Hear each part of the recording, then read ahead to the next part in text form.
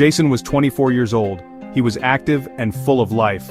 Then, things started to change for him. A strange illness began to affect him. This was 3 long years ago. The symptoms were confusing and worrying. Jason did not understand what was happening. His body felt like it was turning against him. The mysterious symptoms always appeared after one specific trigger. They started after moments of intimacy, or even after a nocturnal emission.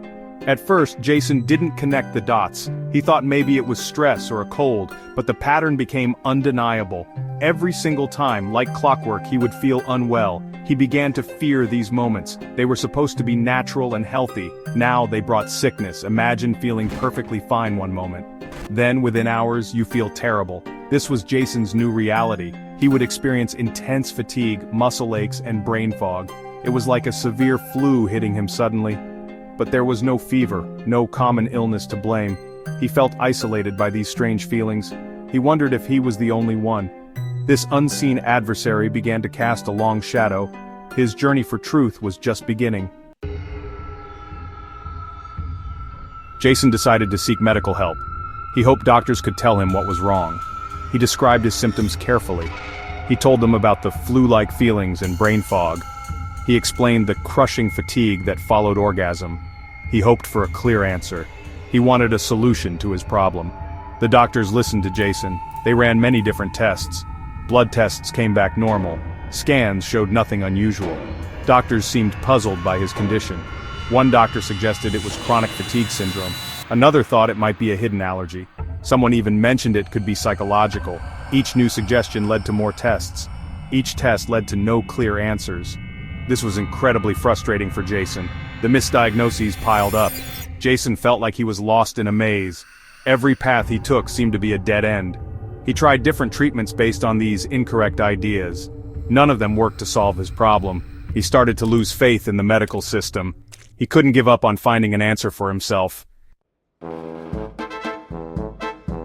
Before this illness, Jason loved going to the gym. He was dedicated to his fitness routine. He lifted weights regularly. He enjoyed feeling strong and capable.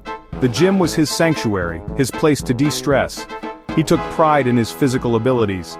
However, after the symptoms began, his gym performance plummeted. If he experienced an orgasm, his strength would vanish. The next day he could barely lift light weights. Weights he used to warm up with felt impossibly heavy.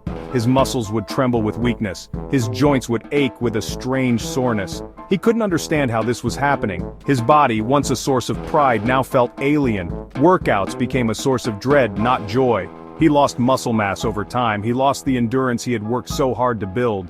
He felt like he was watching his own physical decline. POIS was stealing his vitality. The impact of Jason's mysterious illness extended beyond his physical health. It deeply affected his personal relationships. Intimacy, once a source of joy and connection, became complicated. It became something he started to fear. He knew the severe symptoms would follow. This created a huge internal conflict for him. He desired closeness with his partner, but he also dreaded the aftermath of that closeness. This put an immense strain on his romantic life. Jason found it incredibly difficult to explain his condition. How could he tell his partner that intimacy made him sick? It sounded unbelievable, even to himself sometimes. He tried to talk about it, but the lack of a diagnosis made it harder. His partner struggled to understand. She couldn't see any physical signs of illness initially. She only saw him become distant and avoidant. This led to misunderstandings and hurt feelings between them. Jason spent countless nights searching online. He was desperate for answers. He typed his symptoms into search engines. He read medical websites and forums. He was looking for anything that matched his experience. Most of the information was generic. It did not quite fit his unique set of problems. He felt like he was searching for a needle in a haystack, but he refused to give up his quest. He knew the answer had to be out there somewhere. One late night, he stumbled upon a small online forum. People on this forum were describing symptoms. These symptoms were exactly like his.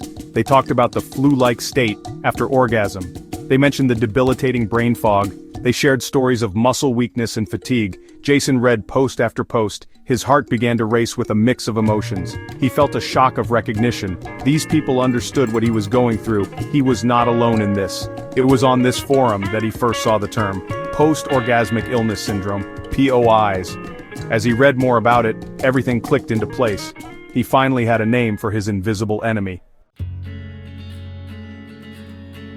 Discovering the name of his condition was just the beginning. Jason quickly sought out POIS communities online. He found forums and social media groups. These groups were filled with people like him. They were all living with post-orgasmic illness syndrome. For the first time in 3 years, Jason felt understood. He no longer felt like an isolated case. He found a tribe of people who knew his struggles intimately. This was a powerful feeling for him.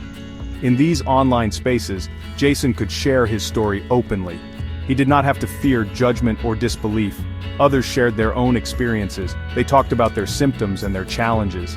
They discussed what worked for them. They offered emotional support to one another.